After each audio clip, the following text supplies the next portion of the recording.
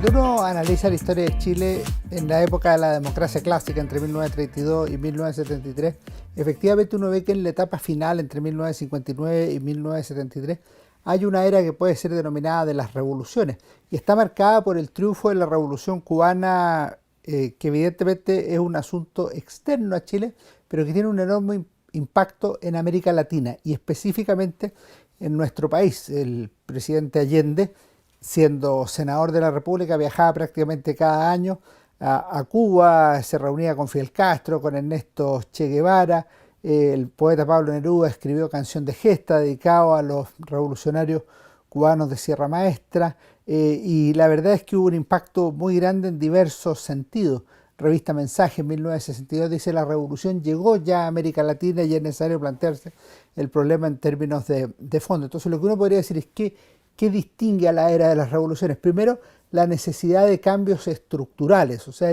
ya no se aceptan reformas o cambios pequeños, sino que los cambios tienen que ser drásticos del orden social existente. Obviamente puede haber diferencias en la forma de llevarlo a cabo, pero tiene que ser cambios drásticos. En segundo lugar, hay una mayor politización de la sociedad, y eso conduce a una consecuencia práctica con el paso del tiempo, que es la polarización de la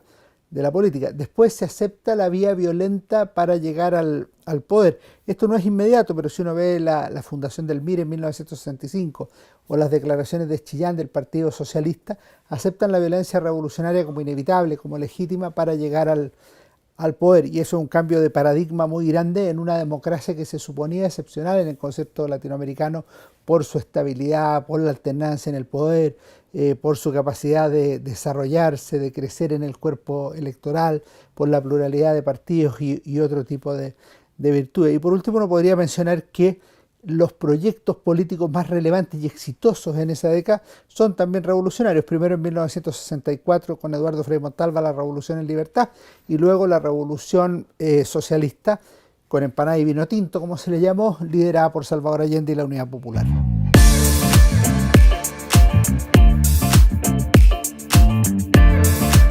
La Constitución del 25 en general era aceptada, había sido exitosa. Chile logró tener un espacio relativamente largo de 41 años de continuidad institucional entre el 32 y el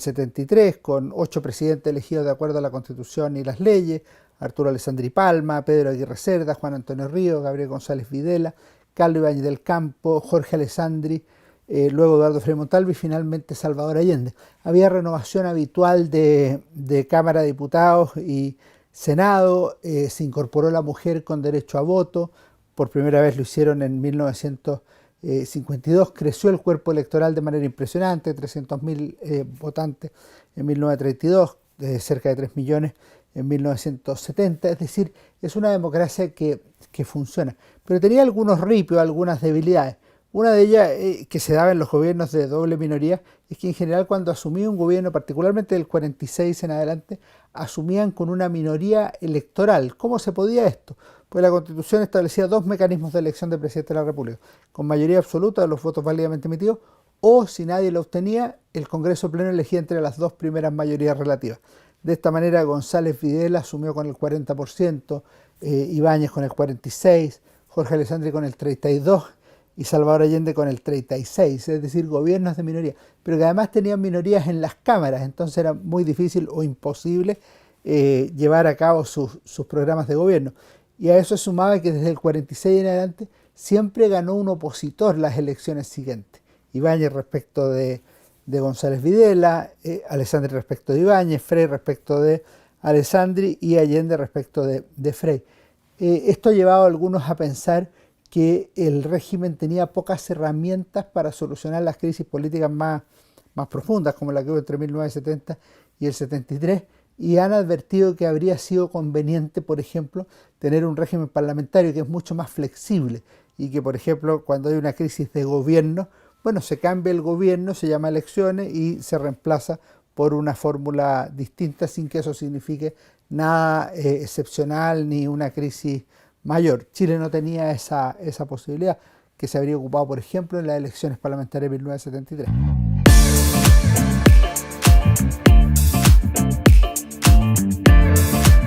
Lo que que quería la Unidad Popular era sustituir el régimen económico, el régimen capitalista, y establecer el socialismo, el régimen político, y dar vida a un nuevo sistema, por ejemplo, con Cámara Única del Pueblo y no con un sistema bicameral, y también cambiar la Constitución, ¿no?, que la daban por fenecida o por no ser apta para los tiempos, y crear una Constitución que abriera el paso hacia la construcción del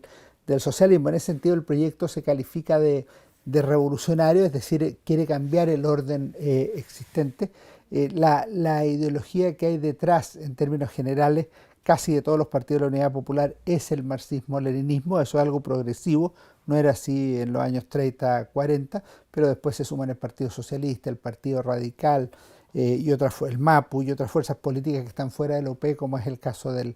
MIR, de manera tal que efectivamente el objetivo es la construcción del socialismo. No todos tienen claro a dónde se apunta, pero algunos advierten que ese proceso va a ser irreversible y que se va a avanzar hacia un modelo distinto a lo que se llama la democracia burguesa o dictadura de la burguesía, o sea, el sistema que hay que reemplazar por uno que sea más aceptable y que en ese sentido dentro de la comunidad internacional sea entendido como los que están en el mundo no occidental, sino los que están en los socialismos reales, aunque la fórmula exacta nunca se definió.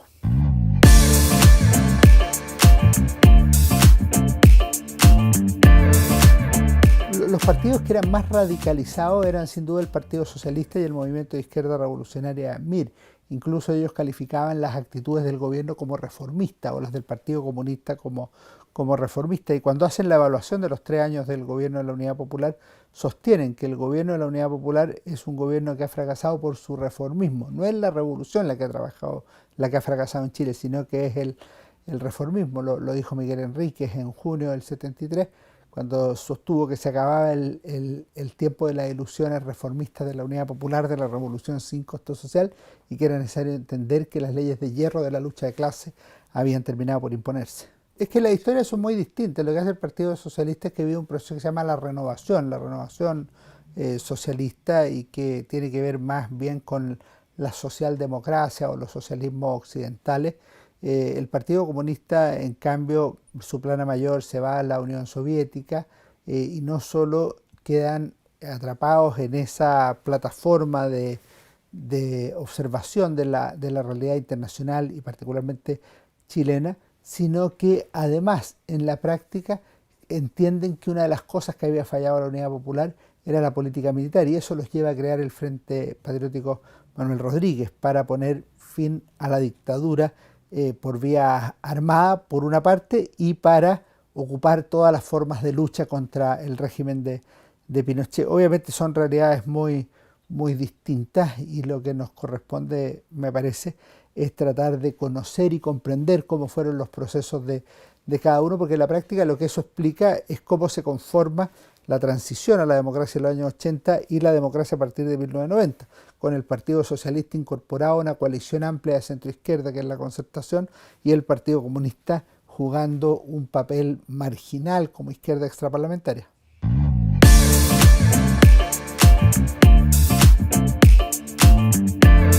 A mí me parece que hay dos proyectos que son los más importantes, y ambos llegan al gobierno. En primer lugar, el de Eduardo Frei Montalva, la Revolución en Libertad, que Frei explicaba de la siguiente manera: era necesario prevenir los grandes males que asolaban a América Latina, que él los distinguía en dos. Por un lado, las dictaduras militares que con el pretexto del comunismo acababan con las democracias, de combatir al comunismo, y por otro lado los regímenes comunistas como el que se había establecido recientemente en Cuba. Ese fue un gobierno de cambios estructurales, uno de los cuales, por ejemplo, es la reforma agraria, pero hay también otros, que estuvo en Chile entre 1964 y 1970, y no tuvo continuidad porque el candidato demócrata cristiano en 1970, que era más radicalizado que Frei y era Radomiro Tomic, salió tercero en la elección a 3 bandas en septiembre de ese año. El segundo proyecto exitoso que llegó a la moneda fue la Unidad Popular. La Unidad Popular sostenía que lo que había hecho Frei no era una revolución, sino que le llamaba receta reformista y desarrollista, que asumió el gobierno de Frei y la Alianza para el Progreso, y que no habían cambiado nada importante. Por eso la única revolución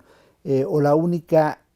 fórmula de cambio real en Chile era el proyecto que ofrecía la Unidad Popular, así lo dice en la introducción al programa de gobierno de la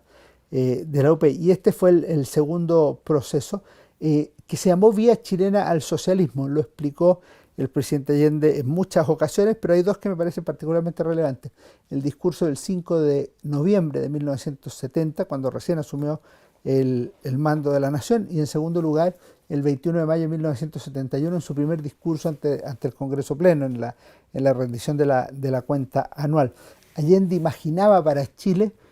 una vía legal, pacífica de transición al socialismo, a diferencia de lo que había ocurrido en los países de Europa del Este, o en China, o en Cuba, donde la violencia o la fuerza habían ocupado un lugar fundamental. Pero el problema es que planteaba una condición que era muy relevante, que no se daba en la realidad chilena, que era que para llevar a cabo eso, citando a Engels, se requería que la mayoría de la sociedad estuviera de acuerdo con el proceso revolucionario sin vía armada. Y en segundo lugar, que la mayoría del cuerpo representativo tuviera la misma idea. Ninguna de las dos condiciones se daba en Chile entre 1970 y 1973.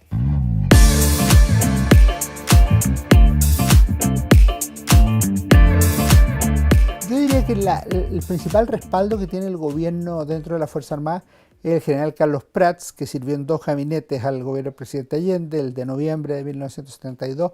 y el de agosto de 1973, conocido como Gabinete de Seguridad Nacional. Para entonces, agosto de 1973, ya se encontraba funcionando lo que se conoce como el Comité de los 15, que era un grupo de 5 generales de la FACH, 5 generales de ejército y 5 almirantes, que en un principio están repensando qué hacer con la crisis chilena y le plantean ideas incluso al gobierno del presidente Salvador Allende, sin éxito, canalizado a través del general Carlos Prats, comandante en jefe del ejército. Pero ellos después siguen trabajando de manera tal que el objetivo ya no es canalizar las iniciativas al interior del gobierno, sino derechamente pensar en deponer al presidente de la República. A mí me parece que ese grupo de los 15 es decisivo, y en la última fase me parece que también es crucial la intervención del almirante José Toribio Merino, cuando el 9 de septiembre le envió una carta manuscrita a los generales Lee, comandante en jefe de la Fuerza Aérea, y Pinochet, comandante en jefe del Ejército, señalándoles que el día decisivo va a ser el martes 11 a las 6 de la mañana y que deben firmar atrás para ver si están de acuerdo y que deben poner toda la fuerza necesaria para lograr el objetivo que se ha propuesto.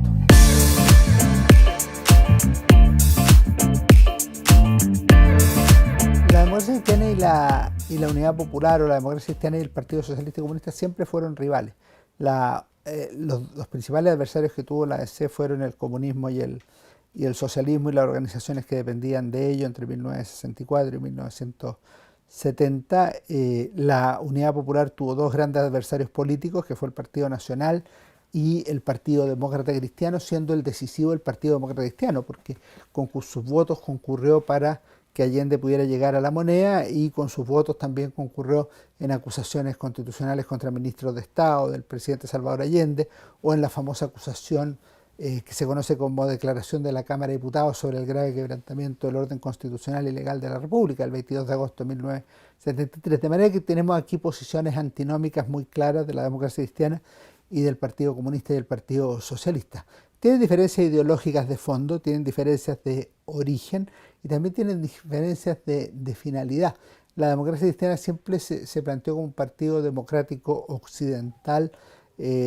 lo más común y corriente posible. En cambio, el Partido Socialista, como decíamos, adhirió a la vía violenta como inevitable y legítima para llegar al gobierno en su declaración de Chillán del año 67, y en la izquierda chilena había sectores que rechazaban el uso de la violencia y otros que lo validaban como necesario o coyunturalmente,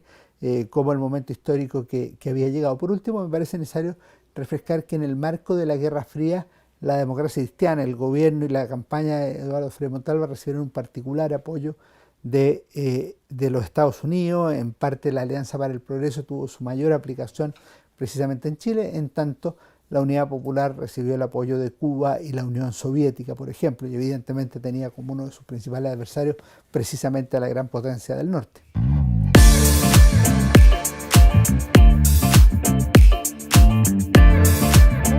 discute mucho, pero es evidente que los paros de agosto de 1973 no tienen la misma naturaleza de los paros gremiales de otras oportunidades. O sea, este tiene un claro sentido de querer deponer al gobierno del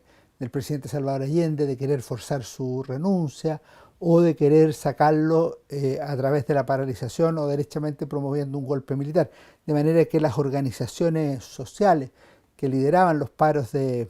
agosto me parece que están en esa dirección. El presidente Allende además señala que el acuerdo de la Cámara de Diputados del 22 de agosto de 1963 era un llamado a un golpe de Estado, con lo cual estarían la mayoría de los diputados del Partido Nacional y de la Democracia Cristiana principalmente en la misma línea. Con todo, el 11 de septiembre de 1963 es un operativo esencialmente militar que llevaron a cabo en su momento el Ejército, la Fuerza Aérea, la Marina y Carabineros de Chile. O sea, actuaron ellos conjuntamente sin apoyo formal o sin acuerdo con grupos civiles o partidos.